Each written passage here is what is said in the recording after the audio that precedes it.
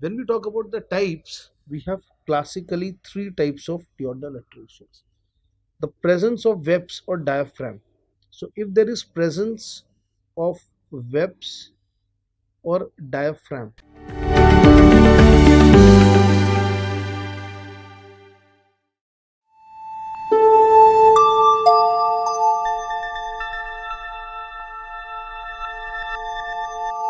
let us try to understand what are the types of duodenal atresia.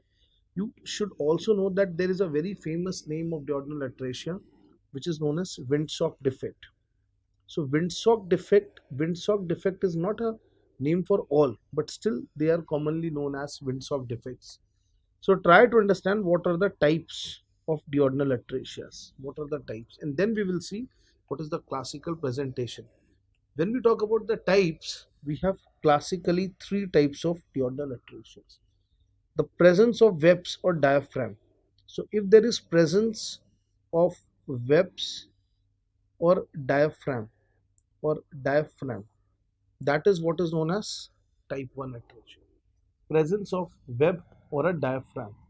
Next is, let us talk about what is type 2. So if you see type 1 atresias, they are the one where the webs are present, where the webs or diaphragm is present.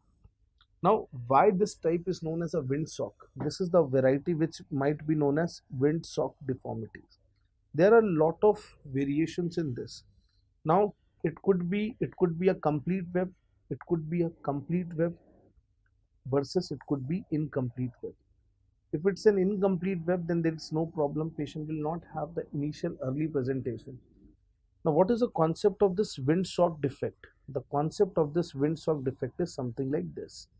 Now, web is present at this point. The web is present at this point, but yes, there is a small perforation here. And can you see? Can you see like a windsock? Yes, like a windsock.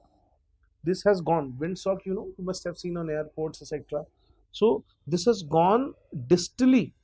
Actually, this is the point of origin, but the defect, the web or the membrane has gone up to this distal point. So this is very, very, very important thing. This kind of defect, because the point of obstruction is distal to the point of origin. If you see why it is known as a windsock, why? Because point of obstruction, point of obstruction is distal to point of origin.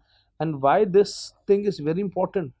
This thing is very important because you have to make the incision at this point, not at the point of origin. So this is very important.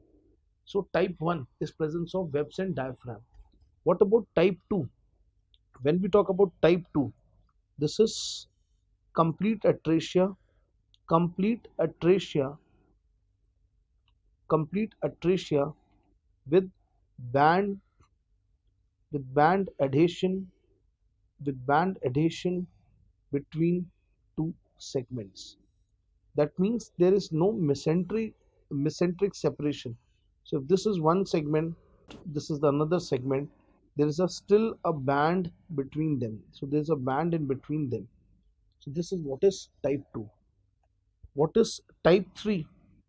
This is complete atresia with a gap. This is complete atresia with a gap.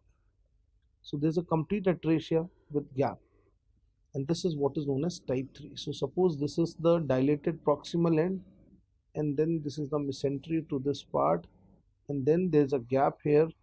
This is something like this. So there's a gap here, this is type 3. Let us see. I have a diagram, I have an image also for you. I can show that image. Try to see this one. Okay, these are the various types of atresias that we have. Can you see? This is the classical type 1, this is the type 2, and this is the type 3. What are the variations in type 1? You can see why it is known as a windsock defect. The origin is at this level. The The membrane has gone up to this, and that is what is giving it a windsock defect. Then there is one more type of type 1 where you might have a perforation also. There is a small perforation here. Yes, there's a defect, that is membrane is there, but there's a central perforation in the membrane. So this is one more type. Let us see. The F type is which is associated with annular pancreas. So this is because of the annular pancreas which is associated. So there are lot of types of lot of types. Let us see the classical presentation.